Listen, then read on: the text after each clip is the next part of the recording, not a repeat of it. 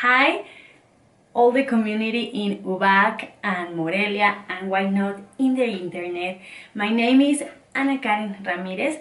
I have an MBA and I want to present myself, but first I will put you a video that talks more about me. It's in Spanish because this video was already made, but then I will continue with my conversation in English so we can talk about the future of jobs and how we can prepare for them. Let's get started.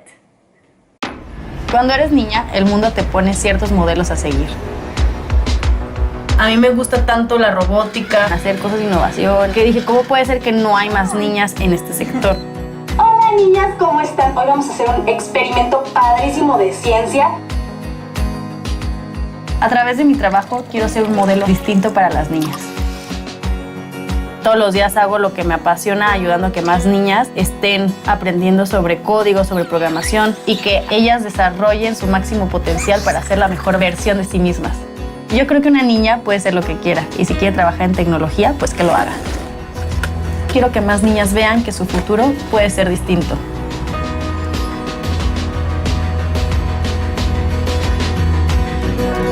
So let's get prepared for the jobs of the future. Hi, as you see, my name is Ana Karen and I founded this social company named Epic Queen. What we aim to do in Epic Queen is to close the gender gap in the STEM fields. What are the STEM fields? Science, technology, engineering, and maths. And I create educational programs around these topics for girls and women in technology and science. So if you want to see more about this, you can follow us as Epic Queen in all the media and YouTube and in Instagram, Epic Queen with an S.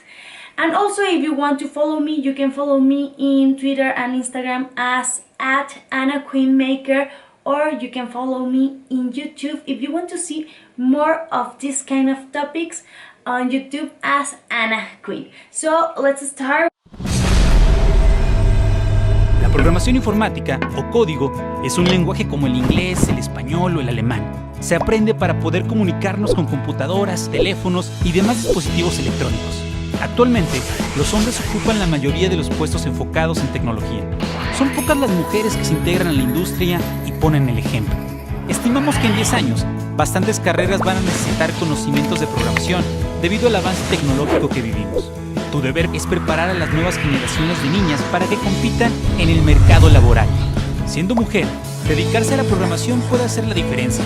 Además de un desarrollo personal, poco a poco las mujeres podrían ocupar el lugar que les corresponde en este mundo que se transforma día a día. Así, ellas tendrán un panorama amplio de posibilidades, conseguirán la mentalidad de una mujer capaz y con metas grandes. Y cuando llegue el momento de elegir qué estudiar, podrán optar por una carrera que mejore sus vidas y la de muchas mujeres más.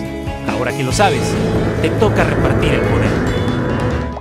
Ada Lovelace fue la primera persona en sentar las bases de la programación. El legado es importante, pero ¿lo han seguido otras mujeres? Actualmente, ellas ocupan solo el 25% de la fuerza laboral en la industria tecnológica. Y la causa de esto es la desinformación. Con Epic Queen, que es la organización que busca inspirar, educar e incluir a más mujeres y niñas como líderes y creadoras de tecnología, podemos cambiar la vida de muchas niñas.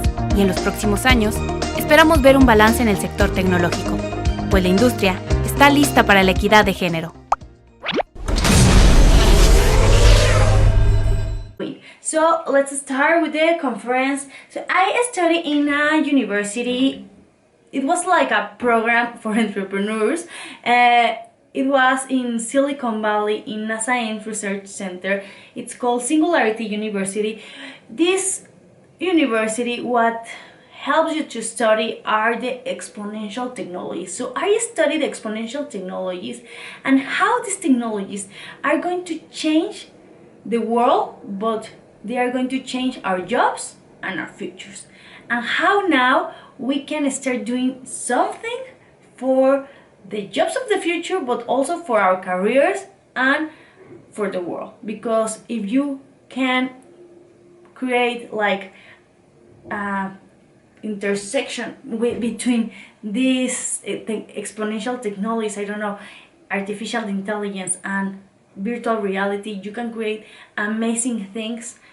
We are living exceptional times. We see that the world from one day to the other changed, and it changed so rapidly that everything went digital. And it went digital not because we wanted, because we have to do it, and we did it, and now it changed. That's the thing we know. We have seen this graph all over the internet. This is the graph, the exponential graph, maybe for the virus, but this is not the only graph you are going to see. We are going to see this graph too for the technologies that are emerging. After coronavirus, new technologies are emerging and emerging over and over again, and these technologies are bigger and duplicating every time over and over. So it's going to happen that one day the technology is going to be bigger than our minds. So while we thought our life was so predictable and everything was going linear, and now we are in this point, in this circle, you can see a circle, where this is not happening, where the technology grew faster and we didn't expect this. We are going to see this surprise factor for the exponential growth.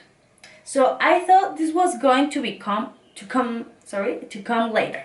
I thought the change of technology, the future and the digital world was going to come later. Like, yes, we have e-commerce, yes, the world was like doing a lot of stuff digital, but I never thought we all need to be digital from one day to another. So this joke came on in the internet when it says, who made the digital transformation in your company?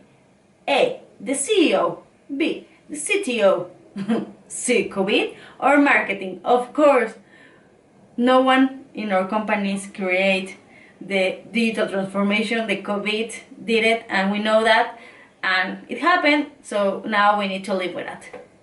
So jobs as we know them today will disappear. Sorry, but yes, and we are saying this today. 702 jobs are in danger of being annihilated. Today, by COVID-19, we see that thousands of jobs are being replaced and thousands of people are losing their jobs, and not necessarily everything will return to normality. So accordingly to Fred Osborne, these are the jobs that will die in different percentage. Who is Fred Osborne? And a researcher for Harvard University.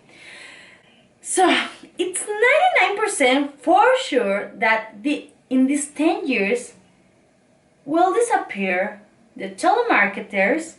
It will replace by this kind with robots, AI, librarians, and custom agents. It's 98% that in 15 and to 20 years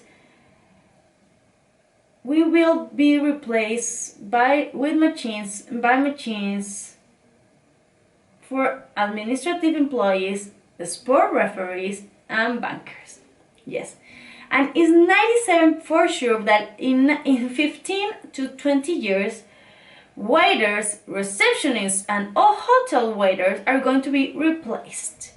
As you can see, in waiters, we already have this kind of like big screens in McDonald's. We can see also in hotels that you can like check in with a big screen. That these hotels in Hong Kong, China, Japan, you already can see that the hotel waiters are basically robots. And yes, they are robots. I went to Japan and I saw that my waiter was a robot, and it was amazing to see that.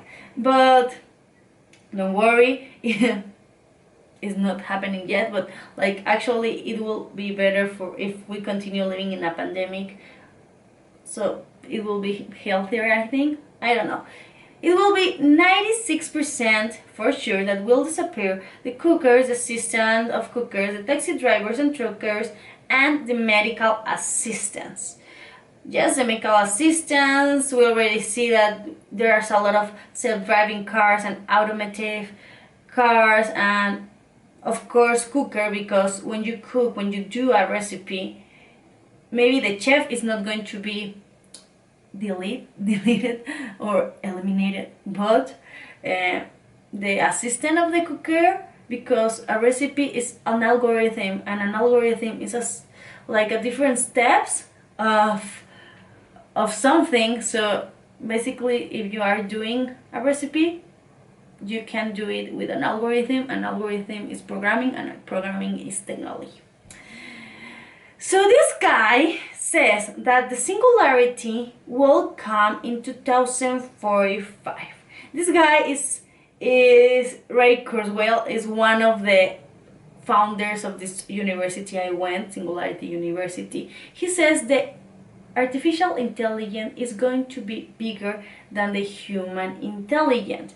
So this is when singularity will come. If you never heard about singularity, is this meaning that artificial intelligence will be bigger and smarter than human intelligence. And he says it will come in 2045, but after pandemics, this statistic change. So they are saying that the singularity will come before.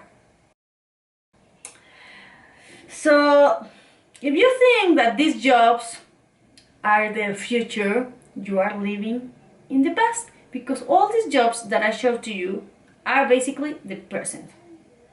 You can see now that hotels are operated by robots, and these robots in this case are dinosaurs. And this is actually a hotel in Japan. Also, this is an example that I love. A robot local president. You can see that Mashito Matsuda was proposed to be local president. Of course, we can see that in the politics you have different kinds of people from different sectors. You make a team and then you put someone as your leader. In this case, the leader was a robot.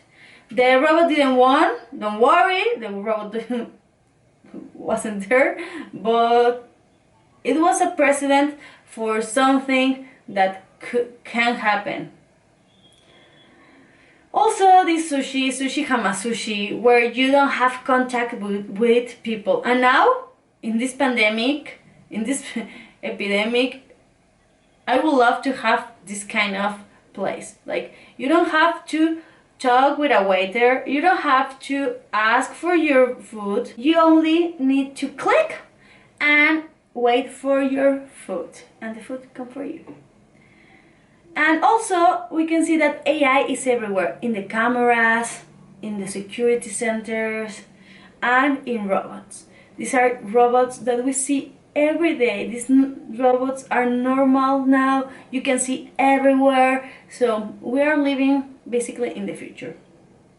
So in this season, after March, where the world changed, more and a lot of more technology is coming out.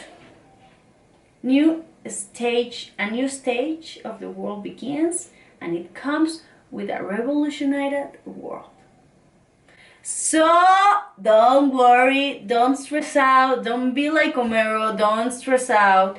Other jobs have disappeared and have been replaced by better jobs. You can see that now we don't have this kind of girls or this man that turn off the light in the street. We don't have that jobs. It was replaced, and we are replacing these jobs with new and better jobs and better paid jobs. As you can see in this example, Amazon have more people working for them when they contract and when they start putting robots in their stores. So Amazon have more people working for the robots than when they have logistic people. But, yes, you don't need to worry. There's going to be more jobs and there's going to be more work in the future. But although the jobs will transform, we will have to update ourselves, and this process is the only one we have to worry about. Because there's going to be a rise of the useless class. This concept is created by this guy Yuval Noah Harari. If you have read about him, he wrote the book Sapiens, Homo Sapiens, and Homo Deus. You can find it in the internet. It's really good. I recommend, and all his books and the 21st century skills. You can find it. And industrialization created the working class, and the AI revolution will create the new working class. So how do we avoid to be part of this new class? With education, and education. So we need to start learning a lot of languages, a lot of technologies, and a lot of soft skills for the future.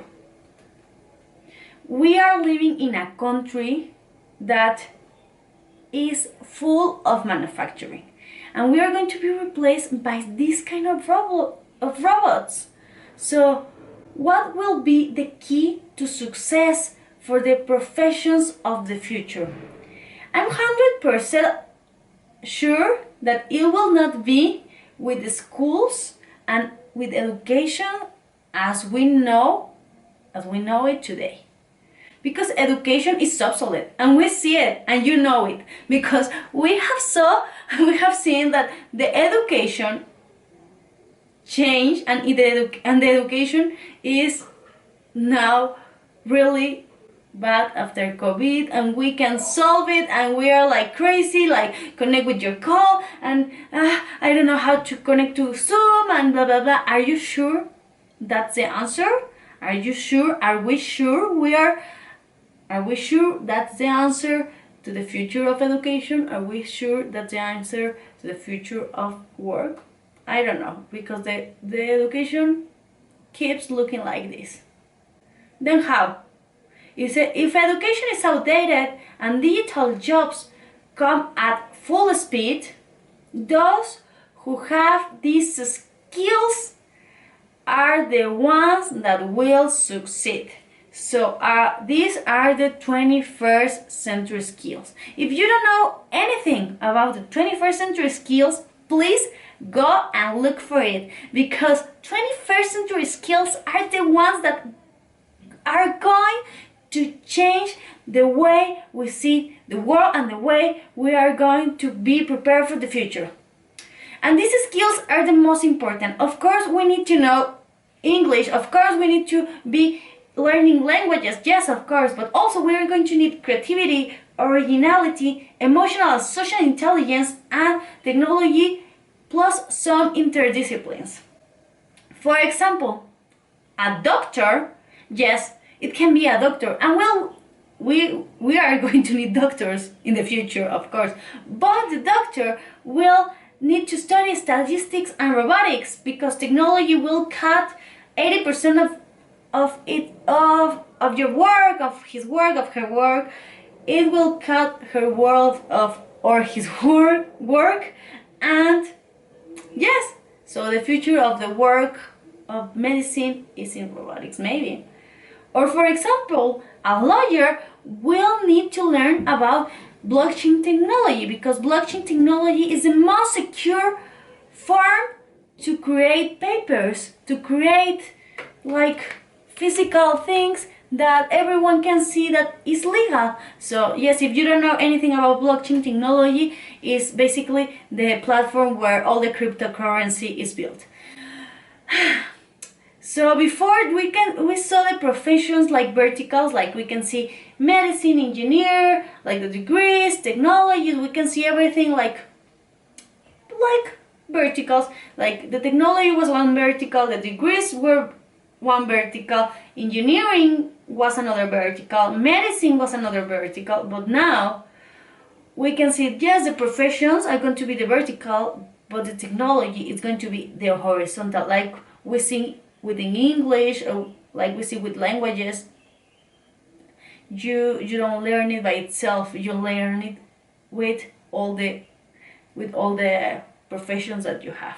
So that's why we need digital skills, and we need coding. We need programming, we need, yes, your digital skills. Instead of being only consumers, let's become creators of technology. Creators of technology, it can be any kind of technology. You can learn your profession, don't worry, the profession you already have, the career you are already studying, or the career you already pick with one of these technologies, with 3D printing, with advanced materials, with artificial intelligence, with biotechnology, with blockchain, with IoT, with energy storage, with cybersecurity, with digital designs. These are the exponential technologies. Pick one of these exponential technologies and merge it with your career, and amazing things will happen.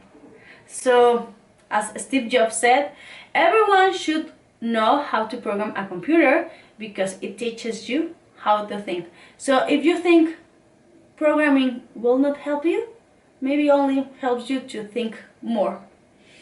So coding is like another language and an international language. So now we can see that the world is changing because technology, because the computers are helping, because we can see things with thanks to Google and its technology, that coronavirus, it has its location history. With all this, the education needs to change to be adequate for the jobs of the future. Y bueno, muchas gracias. Thank you for being here. I think this was an amazing opportunity. You can follow me. These are my social media accounts. You can find more about me. Also, I have this Epic Queen account in YouTube where you can follow a coding class. Like, it's a basic coding class where you can start to code from scratch. You don't need to know anything because, like, I embrace you to follow your path with coding.